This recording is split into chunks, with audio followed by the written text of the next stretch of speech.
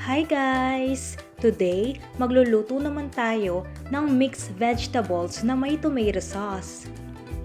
Tara, magsimula na tayo!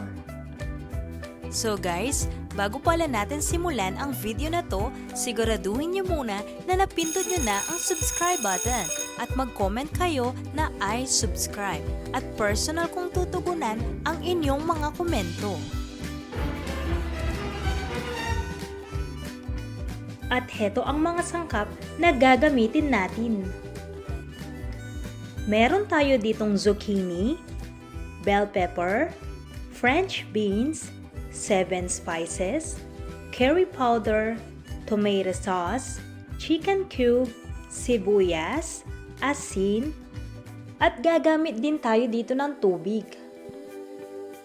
Sa isang lutuan, maglalagay lang tayo dito ng mantika.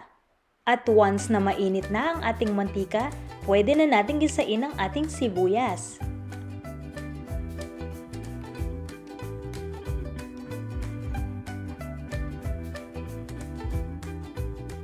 At pag medyo malambot na ang ating sibuyas, pwede na nating ilagay ang ating chicken cube.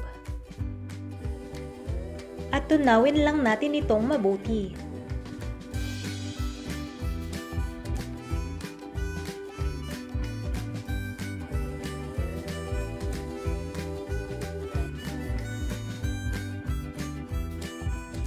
Then, isunod na natin ang ating 7 spices at saka yung ating curry powder.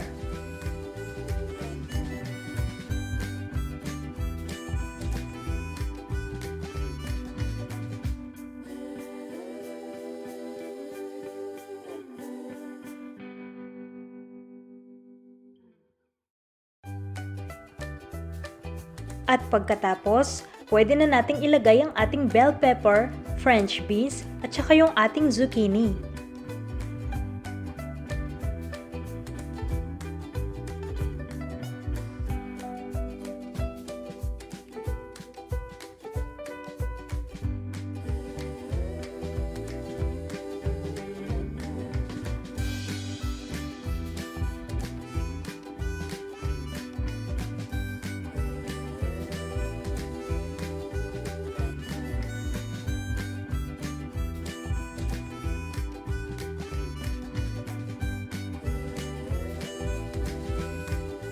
Ilalagay na rin natin ang ating tomato sauce.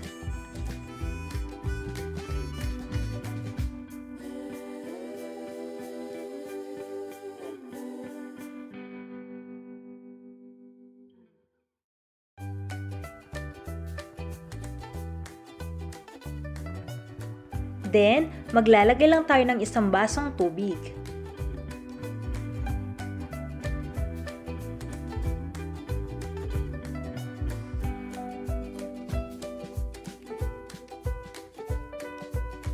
Maglalagay na rin tayo ng asin.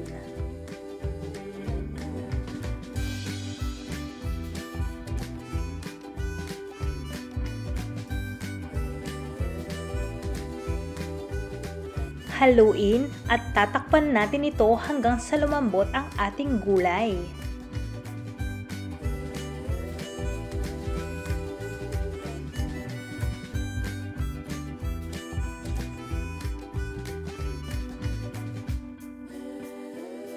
I-check at halu-haluin din ito paminsan-minsan.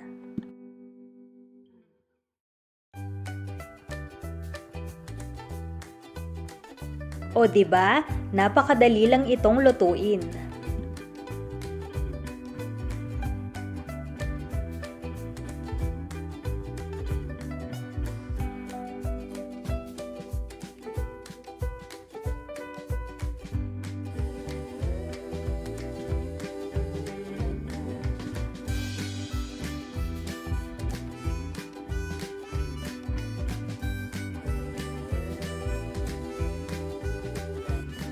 At pagkatapos ng mga ilang minutong pagluluto, pwede na natin itong i-serve.